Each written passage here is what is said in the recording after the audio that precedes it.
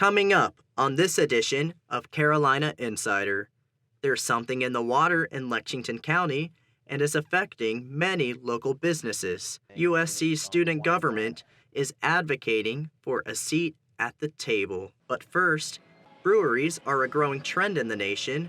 Find out how Columbia is joining in on the fun. Carolina Insider starts now.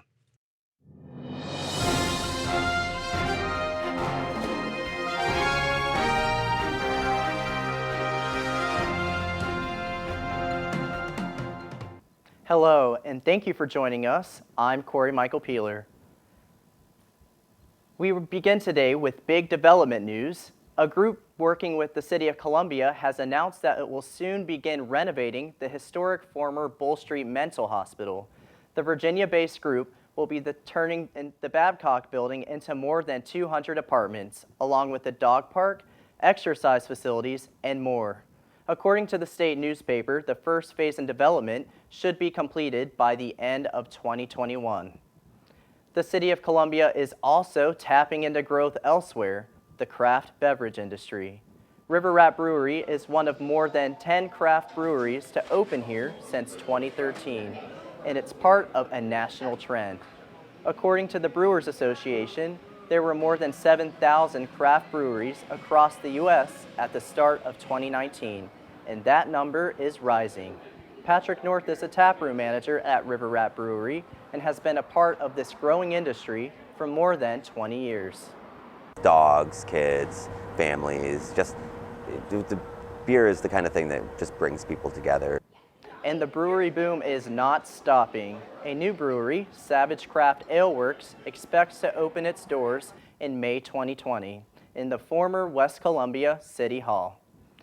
Relief is coming for Lexington County residents who have dealt with a major water issue for the past several months. Carolina Insider's May Bing reports on how it's been impacting the community. For several months now, citizens of Lexington County have been complaining about the bad tasting water. This issue is mostly affecting restaurant owners because they have to buy cases of bottled water as an alternative. Libby's of Lexington is just one local business this water issue is affecting. Restaurant manager Lisa Winhunt explains the preventative measures her business is taking and what this issue is causing them. We go through probably four to five cases of water a day, but again, we can't share that cost with customers because we don't charge for water. So what's causing this problem? The answer is Lake Murray. The extreme heat and algae in the lake is causing the water to taste bad. The good news is that it's safe to drink. University of South Carolina chemistry professor Susan Richardson explains the reason behind the earthly tasting water and what plants can do to prevent the taste. Actually coming from an algal bloom, and this happens so often in most drinking water plants and reservoirs across the country. They battle this issue about this time of year, like toward the end of the summer when temperatures are warm. What other plants tend to do is use something called powdered activated carbon, PAC. They can throw out the powdered activated carbon, it'll absorb these compounds, and then they'll be able to filter it out of the water. With the weather cooling down soon, citizens hope the issue would soon wash away down the drain. It is getting better. Or either we're getting used to it, I don't know which. If you still have any questions or concerns about the water, you can visit the town's website. For Carolina Insider, I'm May Bing.